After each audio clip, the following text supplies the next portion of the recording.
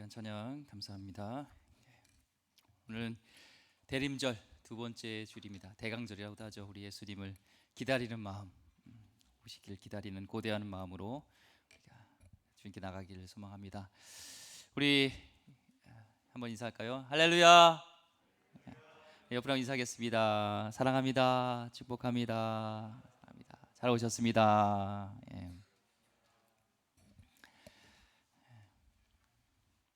오늘은 기쁜 소식을 들고 귀환하는 요셉의 형제란 제목으로 하나님의 말씀 같이 나누도록 하겠습니다. 자, 우리 요셉과 또 형제들은 이제 드디어 요셉이 자신이 신분을 밝히고 이제 같이 부둥켜 안고 울고 이제 막 그런 완전 회복되어지는 그런 시간들을 지나고 있습니다. 그렇죠? 이 과거는 바뀌지 않죠. 요셉을 팔았던 것, 그런 잘못은 과거는 바뀌지 않지만, 그러나 하나님의 은혜의 섭리를 깨닫는 순간 과거의 의미는 바뀌어진다. 그리고 회복되어진다. 주님의 은혜로만이 그것이 온전히 깨어졌던 그 관계들이 회복되는 것을 보게 됩니다. 자, 그 이후에 일어난 일들이 오늘 말씀에 또 이제 이어지는데요. 16절부터 20절까지 한번 보겠습니다. 요셉의 형들이 왔다는 소문이 바로의 궁에 들림에 바로와 그의 신하들이 기뻐하고 바로는 요셉에게 이르되 내 형들에게 명령하기를 너희는 이렇게 하여 너희 양식을 싣고 가서 가나안 땅에 이르거든 너희 아버지와 너희 가족을 이끌고 내게로 오라. 내가 너희에게 애굽의 좋은 땅을 주리니 너희가 나라의 기름진 것을 먹으리라. 이제 명령을 받았으니 이렇게 하라. 너희는 애굽 땅에서 수레를 가져다가 너희 자녀와 아내를 태우고 너희 아버지를 모셔오라. 또 너희의 기구를 아끼지 말라. 온 애굽 땅에 좋은 것이 너희 것임이라. 아멘. 지금 바로와 이제 또 이제 신하들이 소식을 들은 거예요. 요셉의 형제들이 왔다는 거. 그래서 바로가 뭐라고? 요셉의 형제들이 있었어? 요셉의 형제들이 왔다고? 하면서 막 이렇게 기뻐하는 거죠. 그렇죠? 우리 인생 살아갈 때도 보면요, 이것을 통해서 알 수가 있는 것이 있어요. 나의 기쁜 일에 얼마나 많은 사람들이 진심으로 기뻐해지고, 또 나의 슬픈 일에 얼마나 많은 사람들이 진심으로 같이 슬퍼해 주는가에 따라서 우리 인생이 잘 살았는가 안 살았는가 알 수가 있어요. 그렇죠? 그래서 애경 조사가 있을 때 얼마나 또 사람들이 기뻐해 주고 또 슬퍼해 주는 걸 보면 인생을 잘 살았는지 알게 됩니다. 우리 성도님들은 인생을 잘 사셔서 정말 주변에 기뻐할 때 같이 기뻐해 주고 또 슬퍼할 때 같이 슬퍼해 주는 분들이 많길 소망합니다. 예, 별로 원하지 않으시나요? 같이 그래야죠. 이 발언은요, 지금 한마디로 환대해 주는 거예요. 여기서 뭐 형들이 왜 왔어? 이게 아니라 환대해 주는 겁니다. 그래서 가서 형에게 이제 명령하는 거죠. 요셉을 불러서 형들에게 명령하라 하면서 가족 모두 데려오는 거예요. 아버지 뭐 다 또 데려오라는 거예요. 지금 그래서 오면은 애굽에서 어떤 곳 가장 좋은 것을 주겠다고 하는 겁니다. 그리고 또 이 수레를 주는 거예요. 왕의 수레를 주어서 가서 가솔들을 다 데리고 오라는 겁니다. 그리고 여기 올 때 쓸 기구들 뭐 필요한 것들이 이제 살림살이 있잖아요. 그런 것들 다 좀 걱정하지 마. 한마디로 몸만 와 이런 거죠. 자, 그렇지 않나요? 우리가 진짜 그 사람이 왔으면 좋겠어. 그러면은 몸만 오라고 하잖아요. 야, 우리 집에 좀 와. 야, 우리 서울에 오면 좀 올라와. 기름동에 여기 쪽 삼양동에 오면 좀 한번 들려. 야, 뭐 필요 없어. 방도 있고 이불도 있고 먹을 것도 있고 옷도 있고 너 속옷까지 다 준비해 놓을 테니까 와. 그렇죠? 진짜 좋으면은 그냥 오기만 하면 하는 원하는 마음이 있잖아요. 그렇죠? 근데 원하지 않으면 그냥 한번 서울 쪽에 오면은 이쪽에 한번 들려라 이렇게 하죠. 근데 진심으로 원하면 진짜 아무것도 준비할 거 없어. 아무것도 뭐 하지 마. 다 데리고 와. 그리고 너 혼자 오지 말고 식구들도 다 데리고 와. 지금 그렇게 얘기를 하는 거예요. 여기 방 많아 하는 거죠. 이 초청 받아서 갈 때 이 대접을 받으면서 가는 거죠. 보통은 이제 강사로 또 해외로 이렇게 강사로 초빙할 때 그렇잖아요. 목회자 같은 경우는 비행기표도 주고 또 공항에 앞에 딱 가면은 피켓으로 환영합니다. 누구 이렇게 이름 써가지고 지금 리무진 딱 대결을 해가지고 하는 거죠.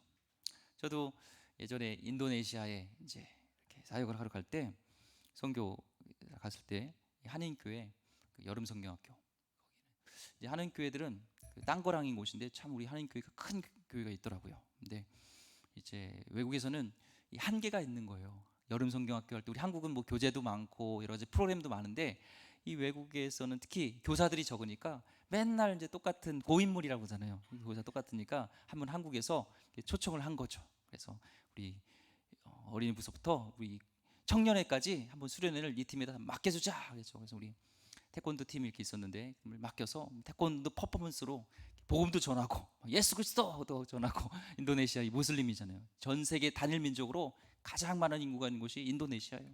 거기서 복음도 전하고 또 어린이부터 청년회까지 각 팀으로 해가지고 이 성경학교를 진행했던 적이 있습니다. 그때 막 극진히 대접을 해줬어요. 머무는 곳도 뭐 저녁이 되면은 먹을 것도 쫙 그냥 성도님들 주고 다 사역 마치고 나선 또 인도네시아를 다 어떤 곳인지 이렇게 관광도 시켜주고. 그래서 제가 가본 곳 중에서 가장 극진히 대우를 받았던 그런 적도 있습니다. 지금 이해를 돕기 위해서 그런 거예요. 지금 바로가 이렇게 극진히 대접하면서 이 가족들을 오라고 얘기를 하고 있는 겁니다. 환대를 하는 겁니다. 왜 그랬을까요? 요셉이 참 고맙죠. 요셉으로 인해서 위기였던 애굽이 살아나게 되어졌고, 그렇잖아요. 흉년이 들었는데 그로 인해서 바로의 이 재산도요 나중에 보면 알겠지만 풍성해지게 됩니다. 그게 다 요셉 덕분이에요. 요셉이 복덩이죠. 복덩이. 요셉 얼마나 고맙겠어요. 얼마나 좋겠어요. 근데 사람이 참 좋은가 봐요. 그러니까 요셉이 좋으니까 그가 있는 모든 식솔들도 다 좋은 거죠. 진짜 고마우니까.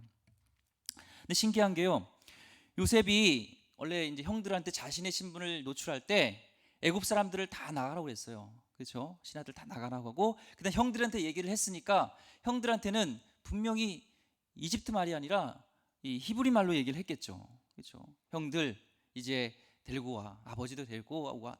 데리고 오라고 한 거죠. 근데 이 바로가 그 요셉의 말을 들은 것처럼 지금 그대로 말합니다. 애굽에 와서 살아라. 데리고 와라. 이것을 지금 형들의 때에 얘기했던 것대로 선포한 대로 그렇게 돼요. 이걸 통해서 알 수 있는 것은 이 요셉이 정말로 이 애굽 땅에서 실질적인 권세가 있고 다스림의 권세가 있었던 것을 보게 되고요. 또한 하나님의 뜻에 따라 사는 사람들은요, 그 말에 권세가 있습니다. 그 말에 따라서 실제로 이렇게 삶이 되어지는구나, 실제 삶이 통치되는구나 라는 것을 알 수가 있습니다. 우리는 누군가를 같이 머물길 원한다면, 같이 살길 원한다면 그가 살 곳을 다 준비해 놓죠. 그렇죠? 아까 얘기했듯이 다 준비해 놓습니다. 예수님도 이 제자들과 함께 있으면서 이제 떠나실 때도 예수님은 제자들과 늘 함께 하신다고 하였고 항상 내가 너희가 생상 끝날까지 함께 하신다고 약속도 하셨죠. 계속 함께 하길 원했습니다. 이제 떠날 때가 됐을 때 이 제자들은 근심이 생기는 거예요. 마음에 근심이 있어요. 그때 얘기하죠. 내가 요한복음 14장 1절부터 3절 말씀에 너희는 마음에 근심하지 말라. 하나님을 믿으니 또 나를 믿으라. 내 아버지 집에 거할 곳이 많도다. 그렇지 않으면 너에게 일렀으리라. 내가 너희를 위하여 거처를 예비하러 가노니 가서 너희를 위하여 거처를 예비하면 내가 다시 와서 너희를 내게로 영접하여 나 있는 곳에 너희도 있게 하리라. 마음에 근심하지 마라. 나를 믿으라. 응? 내가 항상 함께 한다고 했잖아. 내가 가는 곳이 이제 너희가 머물 곳, 너희 곳을 같이 살 곳을 내가 준비하러 가 말씀하는 것이죠. 자, 그렇게 약속하셨을 때 이 도마는 의심이 듭니다. 5절 말씀에 도마가 이르되 주여 주께서 어디로 가시는지 우리가 알지 못하거늘 그 길을 어찌 알겠사옵니까? 지금 어디를 가시는지도 모르고 어디를 예비해 놓으신지도 모르고 그 길이 거기가 어디냐고 물을 때 예수님께서는 또 말씀하십시오. 6절 말씀에 예수님께서 이르시되 내가 곧 길이요 진리요 생명이니 나로 말미암지 않고는 아버지께로 올 자가 없느니라. 아멘. 예수님께서는 내가 길이 되어줄게. 내가 너를 위해서 영원히 함께 오는 길 원해. 야, 몸만 오면 돼. 내가 다 예배해놨어. 다 예배해놓은 그 길인데 그 길을 내가 몸으로 내가 길이가 되니까 나를 통해서 올 수가 있어. 그 길은 가는 길에 어려울 수 있어. 왜냐면 좁은 길이기 때문에. 나를 통해서 가는 길은 좁은 길이야. 하지만 나중엔 그 길은 넓어. 오늘 바로가 몸만 와 그러면은 가장 좋은 곳 이집트에 준비해 놓은 것처럼 우리 예수님께서도 예수님을 통해서 가는 길이 좁고 험난하고 어려움이 있지만 예수님을 통해 가는 마지막 그 종착지는 가장 좋은 길로 우리에게 인도하신다는 겁니다. 왜요? 우리가 좋으니까. 같이 머물길 원하는 것처럼 우리 하나님 우리에게 모든 길을 준비해 놓으신 줄 믿습니다. 하나님께 맡기세요. 하나님 길 대신 주님을 따라가세요. 어렵고 힘들어도 그 길이 가장 좋은 길입니다. 21절부터 24절까지 보겠습니다. 이스라엘 아들들이 그대로 할세 요셉이 바로의 명령대로 그들에게 수레를 주고 길 양식을 주며 또 그들에게 다 각기 온 한 벌씩을 주되 베냐민에게는 은 300과 온 5벌을 주고 그가 또 이와 같이 그 아버지에게 보내되 수나기 열필에 애굽의 아름다운 물품을 실리고 암나기 열필에는 아버지에게 길에서 들을 곡식과 떡과 양식을 실리고 이 형들을 돌려보내며 그들에게 이르되 당신들은 길에서 다투지 말라 하였더라. 아멘. 이 하나님의 뜻에 따라 순종하고 이 선포하면요 말의 권세가 있습니다. 그래서 그의 말에 따라서 모든 것이 이제 진행이 되는데요. 22절 보니까 각기 옷 한 벌씩을 줘요, 형들에게요. 이 NIV 버전에 보면은 새 옷을 줬다고 그랬어요. 새로운 옷. 이 옷을 있다는 것은 그들의 신분과 이 정체성을 상징하잖아요. 형들이 지금 옷이 바꿔 입는 것은 이 정체성이 바뀌는 겁니다. 지금 흉년이 들었습니다. 그렇죠? 양식을 구하러 지금 변방 땅에서 지금 이집트 여기까지 잔뜩 굶기가 가득한 모습으로 양식을 구하러 왔어요. 간첩이냐 막 이런 얘기들, 정탐꾼이냐 이런 돈을 통해서 왔습니다. 근데 지금 옷이 그 허늘함 낡은 옷에서 이제 새로운 옷을 준 것은 신분이 바뀐 거죠. 기가 막히게 바뀝니다. 상징적으로 지금 이제는 그런 변방의 땅 그런 사람들이 아니라 지금 이집트의 총리의 가족이란 권세자로서 이게 신분이 바뀌는 겁니다. 또한 그들의 정체성이 바뀌었다는 것이 꼭 신분만 아니라 또 그들의 이 마음의 자세, 이들의 상태가 변화된 것을 상징적으로 말하는 거예요. 원래 이 형들은요 요셉을 시기하고 미워해가지고 그를 팔았던 자였습니다. 아버지에게 크나큰 상처를 주었음에도 불구하고 그렇게 사랑하는 요셉을 팔음으로 인해서 그것도 몰랐어요. 근데 나중에 애굽에 와서 양식을 구하러 왔을 때 그 행위가 아버지에게 얼마나 큰 상처를 줬는지를 알면서 회개하게 되고 또 아버지 하나님께 그 죄를 고백하게 되고 의도는 아니지만 요셉 앞에서도 자신의 그런 죄를 뉘우치는 일들이 있었습니다. 더 나아가서는 이제는 베냐민이 죽게 되어지고 베냐민이 노예로 되어질 때 이제는 똑같이 요셉의 처지에 베냐민이 놓였을 때 예전에는 요셉을 팔아버리고 노예로 팔아버리고 죽인 것처럼 행동했지만 이제는 그 베냐민을 구하려고 대신 유다가 자신이 머물겠다, 나를 볼모로 삼아라 하고 베냐민은 동생은 보내는 이 정체성이 바뀐 마음 자체가 바뀐 심령이 변화되었는 것을 이 옷을 새 옷을 입는 걸 통해서 변화된 것을 알 수가 있습니다. 지금 형들은 변화되었어요. 신분뿐만 아니라 이들의 영혼이 마음이 달라진 것입니다. 이 성경에서요 이웃을 위한 하나님의 나라 가치관은 이타적인 삶, 그렇죠? 예수님께서도 우리를 죽기까지 섬기셨잖아요. 이 이타적인 삶, 하나님의 정신, 하나님 나라의 정신은 이타적인 삶이에요. 나를 위한 것이 아니라 이타적인 삶인데 성경에서 가장 먼저 누군가를 위한 삶에 대한 여기가 바로 이 유다가 처음 나오는 이 말씀입니다. 한 권사님이 저한테 고백을 하더라고요. 목사님, 지금 제 기도가 바뀌었어요. 왜요, 권사님? 예전에는요 솔직히 제 자신을 위한 기도를 했거든요. 근데요 지금은요 안 해요. 다른 사람들을 위해서 기도해요. 그리고요 목사님 위해서 기도합니다. 아멘. 그렇죠? 이게요 변화되는 거예요. 은혜 받으면요 이 하나님의 마음이기 때문에 이타적인 삶으로 변화됩니다. 예수님께서 주신 그 사랑, 그 은혜를 깊이 깨달을수록요 그 사랑을 받음으로 인해서 우리는 예수님이 하셨던 그 사랑을 우리도 전하고 싶고 예수님이 하셨던 것처럼 이타적인 삶을 살고 싶은 것이 우리의 변화예요. 내가 지금 이 권사님처럼 예전에는 나만 위한 삶을 살았지만 이제는 누군가를 위해서 희생하고 싶어. 기도도 이제는 다른 사람을 위해서, 어려운 자를 위해서, 환우를 위해서, 하나님 나라를 위해서 기도하겠다는 이 마음이 바뀌는 것은 지금 하나님의 은혜와 사랑을 받고 있다는 증거입니다. 성도님 어떠십니까? 이 대림절 때 예수님께서 우리를 위해서 저 높고 높은 그 보좌를 버리고 우리를 위하여서 오셨던 것처럼 정말 죽을 수밖에 없는 나를 위해서 오셨다면, 우리도 예수님의 그 사랑을 깊이 깨닫고 있다면 이제는 나누는 삶을 살아야죠. 여러분 가운데 그렇다면 오늘 기도하시기 바랍니다. 하나님, 내가 주님의 마음을 더 깊이 알고 하나님의 은혜 가운데 가득 머물러서 이제는 나누고 섬기고 이웃을 위한 이타적인 삶을 살게 하여 주옵소서. 이런 기도가 필요합니다. 요셉도요 깨달았습니다. 처음에는 노예로 팔려왔을 때는 22년 삶이 형들이 악한 의도로 행했지만 그것이 우리를 가족을 구원하기 위한 하나님의 섭리였구나, 하나님의 손길이었구나, 그 은혜를 깨달은 요셉. 그러면서 이제는 나 장시 중심의 삶이라면 저 형들 진짜 내가 복수해야지, 이게 아니라 이제는 형들을 위해서 용서해야 되구나, 품어야 되구나 하면서 은혜로 다 용서하게 되는 것을 보게 됩니다. 용서도 마찬가지예요. 하나님의 은혜로 이타적인 삶이 아니면 용서할 수 없죠. 성경에 이 형들 말고도, 유다 말고도 대표적으로 예수님의 은혜를 깨닫고 사랑을 받았을 때 변화된 사람이 있습니다. 예수님을 핍박했던, 그렇죠, 요셉을 픽박했던 형들이 변화됐던 것처럼 이 바울도요 그렇게 예수님을 핍박했어요. 예수님을 믿는 자들을 핍박했습니다. 죽이려고 죽임을 다해서 그는 그렇게 했습니다. 근데 그가 바뀌었어요. 예수를 만나고요. 에베소 4장 22절 24절 말씀에 넌 유혹의 욕심을 따라 썩어져가는 구습을 따른 옛사람을 벗어버리고 오직 너희 심령이 새롭게 되어 하나님을 따라 의와 진리의 거룩함으로 지으심 받은 새 사람을 입으라. 새 사람을 입게 된 거죠. 이 새 사람, 옛 구습, 신분이 바뀐 거예요.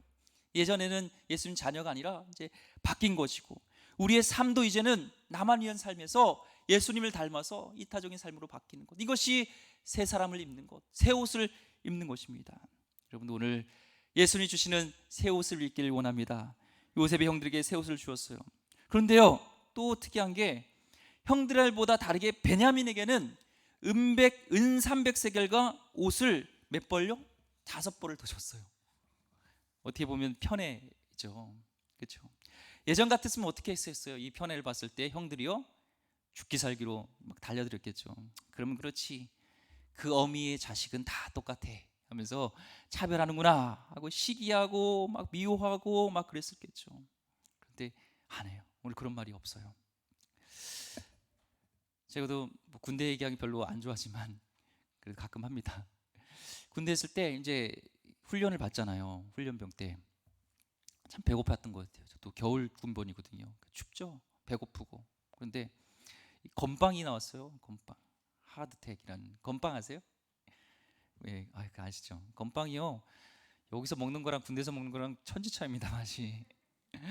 예, 근데 건빵이 나왔어요. 근데 얼마나 맛있는지요. 그 건빵을요 씹어 먹는 게 아까운 거예요. 그래서 빨아 먹었어요. 근데 그때가 빨아먹다 그것도 뺏길까봐 화장실에서 몰래 먹는데 화장실에 떨어진 거예요. 그러면 그거 어떻게 해요?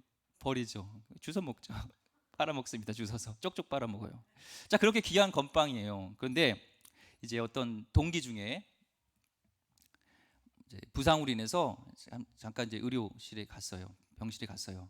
근데 이제 대신 건빵이 단량으로 나왔으니까 이 건빵 누가 전해줄까? 그랬더니 이제 누가 동기가 제가 주겠습니다. 그래서 줬어요. 근데 그 동기한테 건빵을 전해줘야 되는데 전해줬을까요? 안 전했을까요? 안 전해줬어요. 그게 다 들통이 난 거예요. 그 우리 동기들이 야, 넌 전우에도 없냐? 동기에도 없냐? 그러니까 그 친구가 뭐라는지 아세요? 그래, 나는 동기보다 건빵이 더 좋아 하면서 건빵에 막 목숨을 걸더라고요. 그런데요, 이제 저희가 이제 훈련을 이제 제대되기 전에 이제 다 끝나고 일주일 남겨놓고는 보수 교육대라고 우리 동기들이 다시 다 모여요. 예, 제가 이제 다 모여서 6주 동안 아니 한 일주일 동안 다시 또 이렇게 교육을 받습니다. 근데 분위기가 완전 달라요. 거기서는 훈련병 때는 먹을 것도 없고 배고프고 하니까 서로 막 이렇게 막 싸우려고 더 먹으려고 막 그런 게 있는데 이제 마지막 이제 일주일 지나면 어디 가요? 집으로 가요. 또 먹을 것도 많아요. 풍성해요. 그러니까요. 그렇게 건빵 하나로 진짜 죽길 살기로 싸웠던 동기들이요. 막 여유가 있더라고요. 야, 더 먹어. 야, 너 더 먹어. 야, 빵, 야, 더 먹어. 막 바뀌더라고요. 뭘 얘기해요? 우리가 배부르면요. 음식을 봐도요. 먹고 싶지 않아요. 내가 배부르면 옆에 있는 사람이 맛있는 거 먹는 것에 대해서 부럽지 않아요. 질투가 없어요. 야, 너 먹어. 나 먹어. 야, 더 먹어. 더 먹어. 야, 이거 맛있는 건데, 야, 다 먹어. 너도 먹어. 배부르면 그렇죠. 마찬가지입니다. 우리 사랑도 마찬가지예요. 충분히 받으면, 넘치게 받으면 그거에 대한 것들이 질투가 없어요.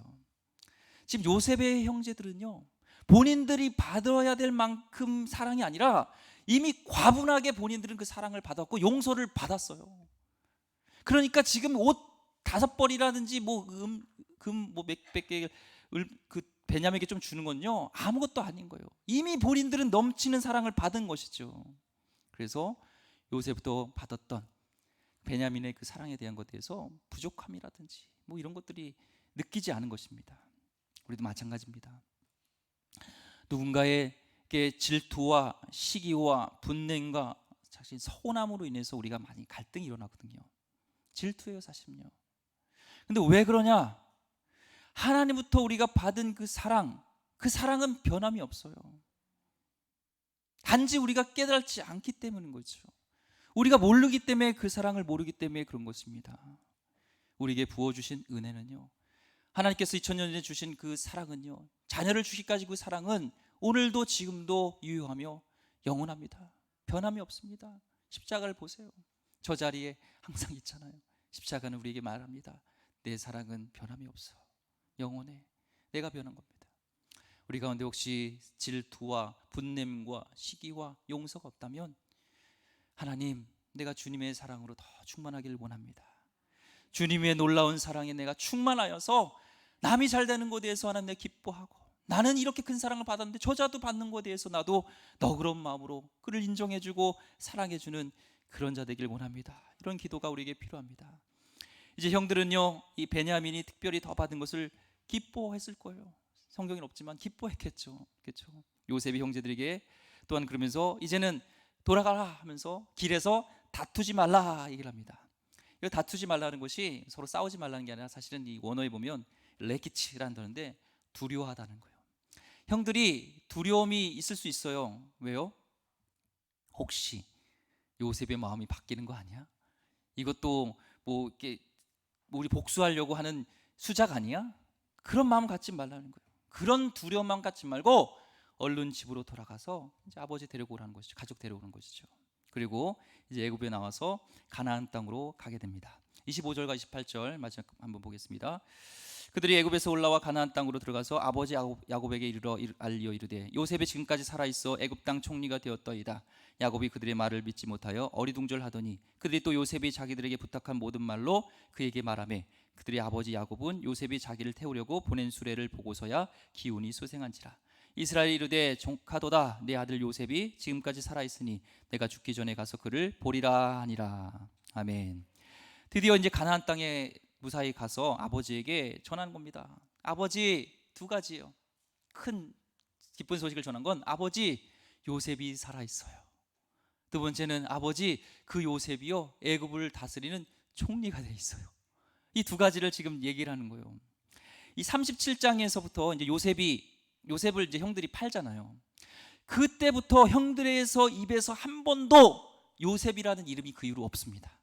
다 뭐라고 얘기하냐면 우리 아우, 그 아이, 우리 12 중에 하나 이렇게 불렀고, 요셉이라는 것을 입에서 부르는 것은 금기예요. 상처예요. 그냥 그들은 없어요. 요셉이라는 존재는요. 그랬어요. 그런데 이제 형들의 입에서 아직 요셉이 살아있습니다. 요셉이 지금까지 살아있어 하면서 요셉이라는 단어를 지금 드디어 20년이 지난 이 시점에서 아버지에게 하고 있습니다. 문제가 해결되니까, 상처가 다 해결되니까 드디어 부를 수 없었던 그 요셉의 이름을 마음껏 부르게 됩니다. 우리도 마찬가지예요. 우리의 가운데 상처가 있을 수 있습니다. 더 이상 부를 수 없는, 끄집어낼 수 없는 우리 내면에 상처가 있어요. 무의식적이든 의식적이든요. 그런데요, 하나님의 은혜로 인해서 그 모든 것이 치료될 줄 믿습니다. 예수님의 사랑으로 그것이 치료돼요. 요한복음 4장에 보면은 이 수가성에 가난 그 사마리아의 수가성이라는 곳에 한 여인이 있습니다. 남편이 전 남편도 5인데 제대로 된 남편도 아니고 지금 살고 있는 남편도 정식 남편이 아니에요. 그러니까 완전히 삶이 이상하죠. 정말 사람들이 수군거리고 가십거리고 이러죠. 그러니까 보통은 우물가에 오려면은 이 시원한 물을 먹어야 될 거 아니에요. 그러면 새벽 일찍 나오든지 밤늦게 햇빛이 없을 때 우물가에 와야 되는데 정오에 온 거예요. 낮에 햇빛이 쨍쨍할 때 이 물맛이 얼마나 미지근하겠어요. 미지근한 물 드셔보셨어요? 애매합니다. 따뜻하지도 않고 차지도 않고. 근데 여기 온 거예요. 왜요? 사람들의 시선을 피해서 자신의 상처, 누군가 자기를 속삭이는 것, 자기의 그런 자기 과거를 들춰내는 것을 언급하는 것이 싫었습니다. 근데 예수님을 만나고 나서 예수님을 통하여서 그의 모든 상처가 치료되어지고 변화되었을 때 그는 우물가에서 물동이를 버려서 던지고 마을로 들어가서 내가 메시아를 만났습니다. 나의 모든 과거를 아시는 분, 나의 상처를 아시는 분 하면서 자신의 과거를 숨기려 했던 이 여인이요, 이젠요 자신의 과거를 끄집어내면서 들춰내면서 예수님을 증거하잖아요. 예수님 안에서, 주님 안에서 우리의 상처가 치료될 때 한 번도 언급할 수 없었던 요셉이라는 인생의 크나큰 상처가 회복되어지고 끄집어내지면서 그것이 아무런 연악력을, 악한 영향을 못 치는 그 모습으로 변해드는 것을 보게 됩니다. 여러분 가운데 어떠한 상처가 있을지라도, 어떤 끄집어낼 수 없는 그런 여러분 가운데 아픔이 있을지라도 오늘 이 시간에 예수 이름 앞에, 그 권세 앞에 깨끗해 되기를 소망합니다. 저도 마찬가지였어요. 목회를 하면서 이 동역자에게 배신을 당한 적이 있습니다. 상처가 돼서 위축되어지고 앞에 나가지 못하는 그런 어려움이 있었는데 예수님의 이름으로 그 가운데 권세로 이 악한 영이 떠나가고 내 안에 그 두려움이 사라지면서 자신감 있게 앞에 나갔던 적이 있어요. 사단은요 자꾸 위축시켜요. 너는 아무런 존재가 아니고. 저도 마찬가지입니다. 저도 마찬가지요. 두렵게 하는 것들이 있어요. 하지만 예수님 앞에 하나님이 어느 순간 그것을 떨쳐버리게 하시고 주님 앞에 자유롭게 나가게 하신 것을 믿습니다. 여러분도 오늘 이 시간에 여러분이 어떤 두렵게 하는 것일지라도, 여러분 상처일지라도 예수 이름 앞에 굴복되어져서 자신감 있게 드러낼 수 있는, 더 이상 상처가 아닌 요셉이 20년 동안 상처였던 그 이름을 끄집어냈던 것처럼 여러분도 이렇게 자연스럽게 내놓을 수 있는 자유되는 하나님의 사람 되길 소망합니다. 예, 이 상처가 치료됐어요. 근데 야곱은요 이 말을 믿었어요, 못 믿었어요? 요셉이 살아있고 애굽의 총리가 됐던 것, 어리둥절했다라는 걸 보면 처음에는 안 믿은 거죠. 이 야곱에게 있어서는 너무나 이것은 굿뉴스예요. 복음이에요. 왜요? 좋아도 너무 좋아. 이렇잖아요. 더 이상 좋을 수 없다. 무엇을 상상하든지 그 이상인 거예요. 요셉이 살아있는 것만 해도 진짜 이건 꿈과 같은데 요셉이 지금 총리가 되어서 다스리고 있다니 이것은 너무 좋은 거예요. 지금 처음에 어리둥절해서 믿지 않았지만 이 수레, 바로가 보낸 수레를 보면서 이것은 자기 아들들이 만들 수 없는 거구나, 이 현실을 보면서 그는 이제 깨달아 준 거죠. 복음은요, 이 굿뉴스는요 막연한 희망이 아닙니다. 현실입니다. 사실입니다. 요셉이 살아있고 총리가 됐던 증거가 그냥 소식으로 끝난 게 아니라 지금 수레로 이렇게 놓여져 있고 분명한 사실이라는 거예요. 현실이 있다는 겁니다. 우리가 예수님의 사랑을 받았어 죄로부터 해방되어졌습니다. 영원한 천국을 선물로 받게 되었고 천지를 창조하신 그분이 우리의 아버지가 된, 내가 자녀가 된 이 현실, 너무나 좋은 현실이기 때문에, 너무나 이것은 믿을 수 없는 것이기 때문에, 야곱도 더 이상 믿을 수 없는 이 현실이기 때문에 너무나 두렵고 떨렸어요. 그래서 어리둥절했습니다. 마찬가지예요. 복음 우리가 들었을 때 이것은 동의하는 게 아닙니다. 믿을 수 없는 현실이지만, 그래서 의지할 수 없지만, 누구도 이 구원에 대해서 확신할 수 없지만, 야곱도 믿을 수 없었지만 아들이 가지고 온 그 현실은 믿을 수밖에 없었던 것처럼 하나님이 우리를 사랑하신다는 이 사실이 너무 좋아서 도저히 믿을 수 없을 때조차도, 그래서 그 믿음이 흔들릴 때조차도 우리는 변함없는 저 십자가를 바라보길 소망합니다. 복음에는 의견이 없어요. 현실이에요. 이것은 현실입니다. 이 대림절, 이 사랑의 현실로 보여주신 여전히 존재하는 그 사랑의 현실, 하나님의 현실이요, 십자가를 통해서 우리에게 말씀하고 있습니다. 예, 변함없는 현실이에요. 복음은 현실입니다. 그냥 좋은 막연한 희망이 아닙니다. 그래서 이 소식을 들었을 때, 현실을 마주쳤을 때 이 야곱이 소생되어집니다. 이 루하흐, 소생되었다. 그 영이 살아나는 거예요. 영이 죽었습니다. 이제는 그 영이 살아남습니다. 20년 넘게 가슴에 응어리로 남았던 이 모든 죽어있던, 영혼까지 죽어있던 것이 이게 뚫리면서 해결되는 것을 봅니다. 요셉이 에게 얘기를 하죠. 됐다, 이제 됐다. 야곱이 이제 됐다는 겁니다. 요셉을 이제 보게 되니 내 됐다 얘기합니다. 죽기 전에 내 가서 내가 그를 보리라 결정합니다. 우리가 마지막에 이쯤 됐다 하는 것은 우리 사명이죠. 이 소명이죠. 이 야곱에게 있어서 소명이 다해지는 것을 보게 됩니다. 참 이 요셉의 이야기를 보면서 파란만장한 이 기가 막힌 이 삶을 우리가 보게 됩니다. 이제는 하나님의 약속대로 창세기 15장에서 아브라함에게 맺었던 그 약속이 드디어 또한 성취되는 것을 보게 됩니다. 아브라함과 언약을 맺을 때 이 당시의 언약은 그거였잖아요. 죽은 짐승을 이렇게 쪼개서 놓고 거기를 지나가는데 이 종이 먼저 지나가야 되는데 아브라함은 누워있고 자고 있고 하나님이 지나가세요. 내가 스스로 그 언약을 지키겠다. 나는 신실하게 이 약속을 변함없이 지키겠다. 그 약속대로 지금 지켜지잖아요. 창세기 15장 13절 14절 말씀에 여호와께서 아브라함에게 이르시되 너는 반드시 알라 내 자손이 이방에서 객이 되어 그들을 섬기겠고 그들은 400년 동안 내 자손을 괴롭히리니 그들이 섬기는 나라를 내가 징벌할지며 그 후에 내 자손이 큰 재물을 이끌고 나오리라. 지금 이 언약이 이 요셉을 통하여서 이루어져 가는 것을 보게 됩니다. 인류의 역사, 세계사의 주인은 우리 하나님이십니다.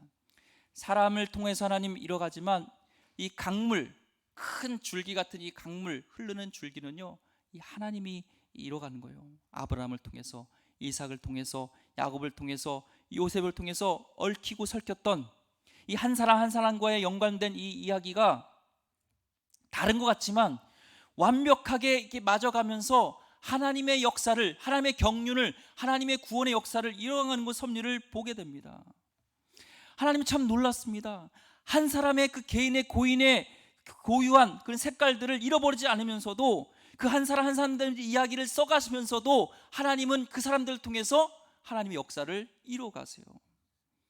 그리고 드디어 약속하신 야곱은 애굽을 향해서 이제 가게 됩니다. 오늘 우리 말씀을 통해서 우리가 삶에 적용할 것이 있습니다. 그것은 뭐냐면 하나님은 우리에게 각자에게 독특한 하나님의 새 옷을 입혀주셨어요. 서로 비교할 것도 없고 서로 다툴 것도 없습니다. 우리 서로 우리들을 통하여서 아름답고 다르지만 하나님은 큰 이야기를 완전하게 써가고 계신 겁니다. 또한 우리가 중요한 것은 내 눈을 열어서 하나님의 그 사랑의, 놀라우신 사랑의 높이와 길이와 넓이를 알게 되어진 것이 중요해요. 저도 기도합니다. 하나님, 하나님의 사랑을 내가 깊이 깨닫기 원합니다. 하나님 사랑 주세요 이게 아니에요. 왜요? 하나님은 이미 우리에게 최고의 사랑을 주셨어요. 독생자 예수를 주셨기 때문에 더 큰 사랑을 줄 게 없어요. 중요한 것은 내가 깨닫지 못하는 거예요. 하나님, 주의 넓은 그 측량할 수 없는 사랑을, 파도와 같은, 폭포수와 같은 사랑을 내가 안길 원합니다. 내가 깨닫기 원합니다. 그래야지 우리가요 마음이 넉넉해요. 그러면서 하나님의 일을 감당하게 될 줄 믿습니다. 쓸데없는 것에 비교하지 않고 세상의 풍조 속에서 흔들리지 않고 그렇게 하나님의 길로 가게 될 줄 믿습니다. 그런 우리 성도님들, 그럼 우리 기독교회가 되길 원하고, 또 어떤 상처가 있을지라도 예수님 앞에 나올 때, 주의 사랑에 힘입을 때 치료되는 것처럼, 회복되는 것처럼 회복될 줄 믿습니다. 그런 시간 되기를 주님으로 간절히 축원드립니다. 기도하겠습니다. 하나님, 오늘 기쁜 소식을 듣고 귀환하는 요셉의 형제를 통하여서 하나님의 놀라운 또한 역사하심, 각자를 향한, 각자 다르지만 또한 이게 퍼즐이 맞춰주는 것처럼 하나의 구원의 큰 역사를 이뤄간 것을 보게 됩니다. 우리 성도님들 각자 개성이 다르고 각자 성품이 다르지만 하나님, 우리 성도님을 향한 놀라운 계획들을 이뤄 가셔서 또한 우리 기름교회가 예수 그리스도 구주 앞에 한 몸이 되어서 하나님 놀라운 그 구원의 사역에 동참하는 귀한 교회가 되게 하여 주시옵소서. 하나님의 그 넓으신 사랑, 정말 깊이 깨닫기를 원합니다. 하나님, 우리가 부족하여서 그 사랑을 알지 못하여서 때론 다투고 미워하고 시기하고 낙심합니다.